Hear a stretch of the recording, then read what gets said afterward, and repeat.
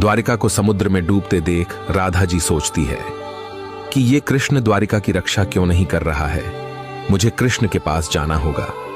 राधा द्वारिका की ओर वापस जाती है।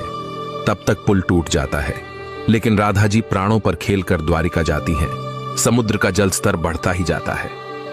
राधा जी कृष्ण के पास जाकर उनसे बोलती हैं कि यदि कृष्ण द्वारिका को नहीं बचा सकता है तो आज राधा भी उसके साथ ही जल समाधि लेगी। तब श्री कृष्ण बोलते हैं कि कैसे नहीं बचा सकता। अब जब उसकी राधा, उसका प्रेम, उसकी शक्ति उसके पास है तो कृष्ण अवश्य प्रयास करेगा। क्या तुम मुझे वचन दोगी राधा? तुम मुझे कभी छोड़कर नहीं जाओगी? राधा जी बोलती हैं, हाँ, मैं कभी छोड़कर नहीं जाऊंगी।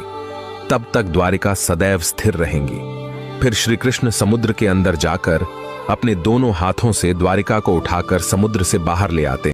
द्वारिका को समुद्र में डूबते देख राधा जी सोचती है कि ये कृष्ण द्वारिका की रक्षा क्यों नहीं कर रहा है। मुझे कृष्ण के पास जाना होगा। राधा द्वारिका की ओर वापस जाती है। तब तक पुल टूट जाता है, लेकिन राधा जी प्राणों पर खेलकर द्वारिका जाती हैं। समुद्र का जल स्तर बढ़ता ही जाता है। राधा जी कृष्ण के पास जाकर उनसे बोलती हैं कि यदि कृष्ण द्वारिका को नहीं बचा सकता है तो आज राधा भी उसके साथ ही जल समाधि लेगी। तब श्री कृष्ण बोलते हैं कि कैसे नहीं बचा सकता। अब जब उसकी राधा, उसका प्रेम, उसकी शक्ति उसके पास है तो कृष्ण अवश्य प्रयास करेगा। क्या तुम मुझे वचन दोगी राधा? तुम मुझे कभी छोड़कर नहीं जाओगी? राधा जी बोलती हैं, हाँ, मैं कभी छोड़कर नहीं जाऊंगी। तब तक द्वारिका सदैव स्थिर रहेंगी। फिर श्री कृष्ण समुद्र के अंदर जाकर अपने दोनों हाथों से द्वारिका को उठाकर समुद्र से बाहर ले आते। द्वारिका को समुद्र में डूबते देख राधा जी सोचती है कि ये कृष्ण द्वारिका की रक्षा क्यों नहीं कर रहा है। मुझे कृष्ण के पास जाना होगा।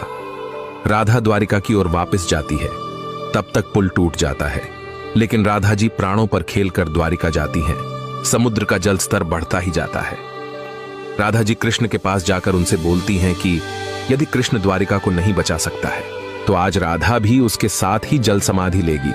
तब श्री कृष्ण बोलते हैं कि कैसे नहीं बचा सकता। अब जब उसकी राधा, उसका प्रेम, उसकी शक्ति उसके पास है तो कृष्ण अवश्य प्रयास करेगा।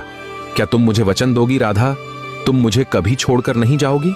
राधा जी बोलती हैं, हाँ, मैं कभी छोड़कर नहीं जाऊंगी। तब तक द्वारिका सदैव स्थिर रहेंगी। फिर श्री कृष्ण समुद्र के अंदर जाकर अपने दोनों हाथों से द्वारिका को उठाकर समुद्र से बाहर ले आते।